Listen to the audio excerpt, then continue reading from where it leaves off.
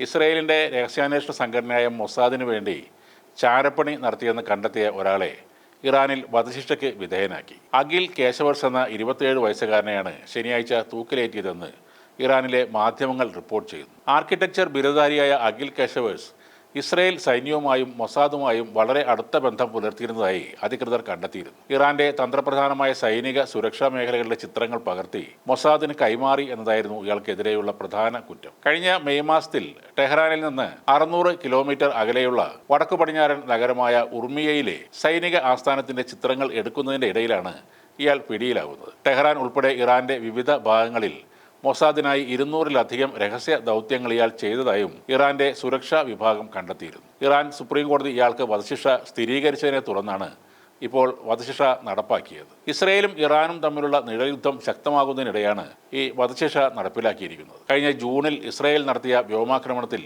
ഇറാനിൽ 1000-ലധികം ആളുകൾ കൊല്ലപ്പെട്ടിരുന്നു. അതിന് പിന്നാലെയാണ് ചാരവൃത്തി ആരോപിക്കപ്പെട്ട് 11 പേരെ ഇറാൻ വധശിക്ഷയ്ക്ക് വിധേയരാക്കിയത്. നിലവിൽ പശ്ചിമേഷ്യയിലെ സംഘർഷഭരിതമായ സാഹചര്യത്തിൽ ഇസ്രയേൽ ബന്ധം ആരോപിച്ച് കൂടുതൽ കടുത്ത നടപടികളിലേക്ക് ഇറാൻ നീങ്ങുന്നതിന്റെ സൂചനയായാണ് ഈ വധശിക്ഷ ഇപ്പോൾ വിലയിരുത്തപ്പെടുന്നത്. ഇറാൻ മിസൈൽ കേന്ദ്രങ്ങൾ പുതുക്കിപ്പണിയുന്നത് ചൂണ്ടിക്കാണിച്ചുകൊണ്ട് നെതന്യാഹു ഈ മാസം 29-ന് അമേരിക്കൻ പ്രസിഡന്റ് ട്രംപിനെ കാണുന്നുണ്ട്. ഇറാനെ വീണ്ടും ആക്രമിക്കാൻ കൂടെ നിൽക്കണമെന്നാണ് നെതന്യാഹുവിന്റെ ആവശ്യം. അതിനിടെ രണ്ടാം ഘട്ട വെടിനിർത്തൽ ചർച്ചാ നീക്കത്തിനിടയിലും ഗാസയിൽ ആക്രമണം തുടരുകയാണ് ഇസ്രയേൽ. വടക്കൻ ഗാസക്ക് നേരെ നടന്ന ആക്രമണത്തിൽ ഒരു പലസ്തീനിയൻ പൗരൻ കൊല്ലപ്പെട്ടു. വടക്കൻ ഗാസ കൂടാതെ ഖാൻ യൂനിസിന് നേരെയും ഇസ്രയേൽ രാത്രികാലങ്ങളിൽ വ്യോമാക്രമണം നടത്തിയിരുന്നു. അതിശൈത്യം തുടരുന്ന ഗാസയിൽ ഇസ്രയേലിന്റെ വിലക്ക് ജനജീവിതം കൂടുതൽ ദുസ്സഹമാക്കിയെന്ന് UN ഏജൻസികൾ പറയുന്നു. താൽക്കാലിക താമസ സംവിധാനങ്ങൾ, പുതപ്പ്, ഇന്ധനം എന്നിവ അടിയന്തരമായി എത്തിക്കണമെന്ന അഭ്യർത്ഥന ഇസ്രയേൽ തള്ളിക്കളയുകയാണ്.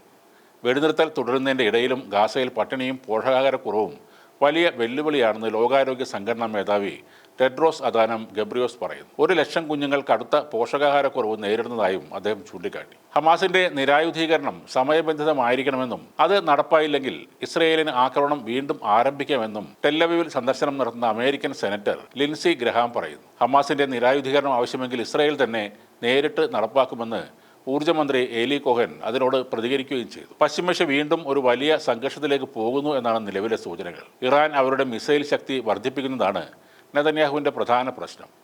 അത് തടയാനാണ് ഇപ്പോൾ വീണ്ടും അമേരിക്കയെ കൂടെ യുദ്ധത്തിലേക്ക് ഇറക്കാൻ ശ്രമിക്കുന്നതും അതിനായി ചർച്ചകൾ നടത്തുന്നതും.